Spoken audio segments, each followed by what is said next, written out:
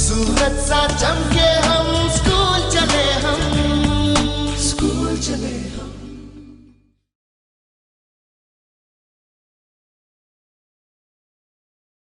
बच्चों, मेरा नाम गिरीश इंदौरकर है और मैं रसायन विज्ञान पढ़ाता हूँ। उच्चतर माध्यमिक शिक्षक हूँ, शासकीय उच्चतर माध्यमिक विद्यालय नगरा में। आज हम मोल संकल्पना को समझेंगे। बच्चों, व्यवहार में हमारी दैनिक जीवन में वस्तुओं को गिनने के लिए हम लोग किन मात्रों का प्रयोग करते हैं? कुछ गिनना हो हमें तो काउंटिंग में, 1 2 3 4 जैसे हमें केले खरीदना हो, यहाँ तो किलो से मिलते हैं, बाहर जगह डजन। दर्जन से यहाँ सब मिल। एक डजन में कितना? 12 होते हैं, तो हमने 12 बोल दिया, है ना। वैसे अन्य कई मात्रक होते हैं। शतक में हमें मालूम 100 होता है, अर्धशतक 50, है ना। और भी कोई काउंटिंग मात्रक होते हैं क्या?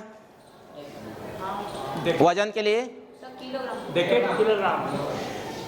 किलोग्राम, वजन के लिए किलोग्राम, लिक्विड के लिए लीटर। अब ये तो सब बड़ी बड़ी पदार्थ की बड़ी बड़ी राशियां हैं, लेकिन रसायन विज्ञान में पदार्थ जो होते हैं, हम मानते हैं, जानते हैं कि पदार्थ किससे बने होते हैं? परमाणुविक कणों से। बहुत छोटे होते हैं वो। तो इनकी मात्रा की गणना हम कैसे करेंगे? परमाणुविक कण, अणु, परमाणु, आयन बहुत ही छोटे होते हैं। क्या इन्हें गिना जा सकता है? नहीं सर। लेकिन इनकी गणना का बड़ा महत्व है ना। एक शब्द है मोल। मोल का अर्थ होता है एक राशि, एक ढेर, है ना। ओस्वाल नामक वैज्ञानिक ने मोल शब्द दिया था। अब मोल का मतलब क्या होता है? मोल एक संख्या है। मोल क्या है? एक संख्या है। मोल एक संख्या है। इसका मान क्या होता है, कोई बताएगा? 6.022 गुणित 10 की घात 23। 6.022 गुणित 10 की घात 23, मतलब 23 शून्य हैं इस राशि में। बहुत बड़ी राशि है। Billions, billion, thousand, billion, billion, thousand, billion, billion, इतनी बड़ी राशि है ये। और इस राशि को आवोगाड्रो नंबर कहते हैं। एक वैज्ञानिक है आवोगाद्रो नंबर, या इसे Na से भी प्रदर्शित किया करते हम लोग। ये राशि, अब ये गिनती, ये क्या है? गिनती, कणों की संख्या, है ना। मतलब एक मोल कार्बन, 1 मोल कार्बन। अब 1 मोल कार्बन जब हमने बोल दिया, इसका मतलब कि कार्बन के कितने परमाणु? इतने परमाणु। इनको हम गिन सकते हैं क्या?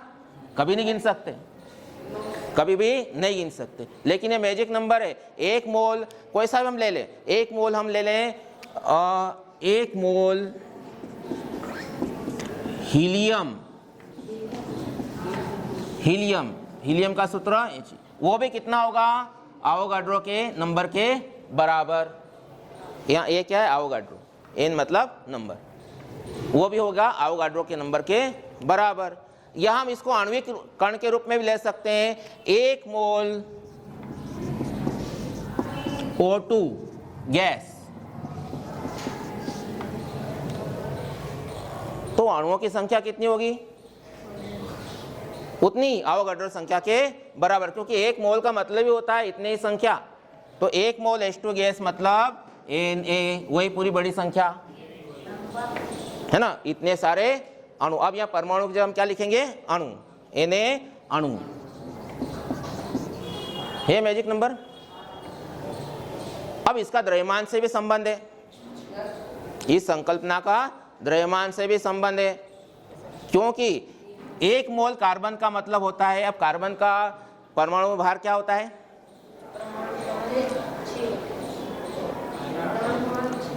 6 होता है परमाणु क्रमांक। भार वो संयुक्ता होती है, भार होता है उसका 12। कितना है परमाणु द्रव्यमान? द्रव्यमान संख्या ही बोलते हैं हम इसको। द्रव्यमान संख्या कितनी है? 12। तो ये जो 12 जो है इसको हम ग्राम में बदल देंगे, इसमें लिखेंगे ग्राम। तो 1 मोल कार्बन मतलब कितने ग्राम? 12 ग्राम। 12 ग्राम। 1 मोल O2 गैस और ऑक्सीजन का यहाँ पर हमें देखना पड़ेगा कि द्रव्यमान संख्या कितनी होती है।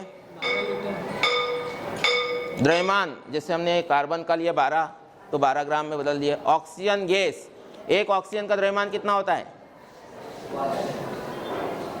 16 U बोलते हैं यूनिट उसकी। तो यहाँ पर O2 हो गया मतलब 2 हो गए तो 16 दूनी 32। तो ये क्या हो जाएगा? 32 ग्राम।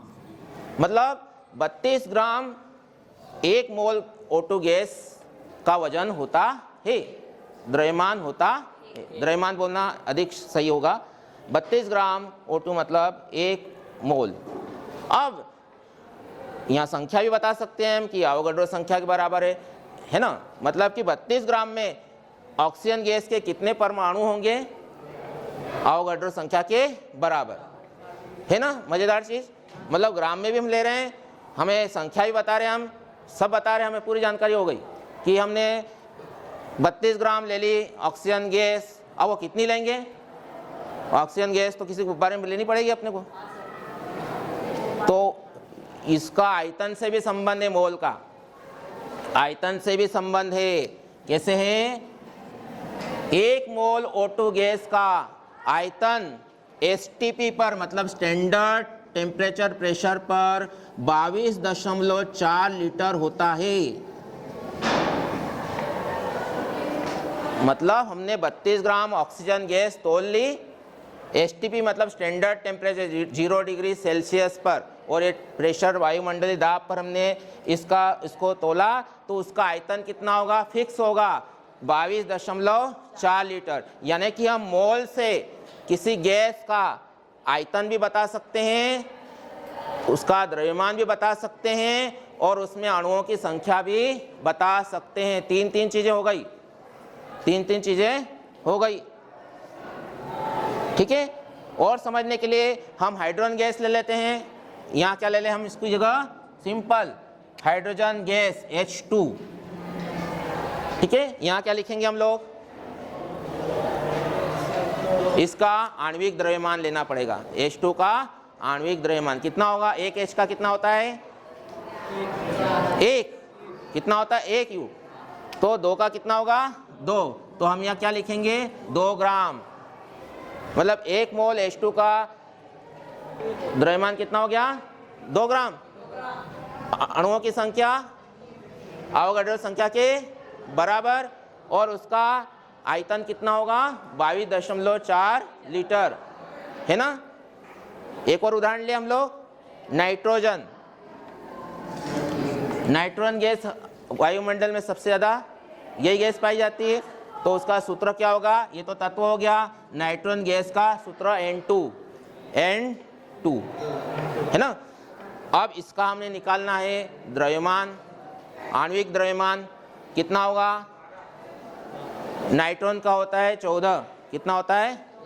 और ये 2 हैं तो ये हो गया 28। क्या हो जाएगा ये? 28 ग्राम। 28 ग्राम मतलब वही 1 मोल है, लेकिन गैस बदल गई तो उसका द्रव्यमान हमको यहाँ पर आणविक द्रव्यमान लेना है।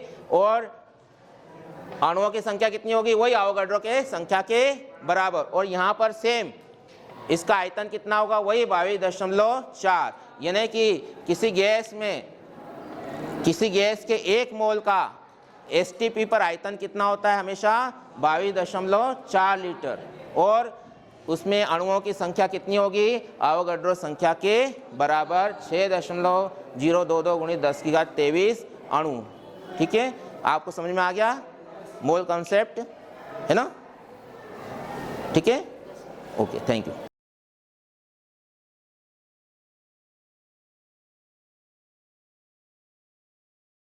सूरज सा चमके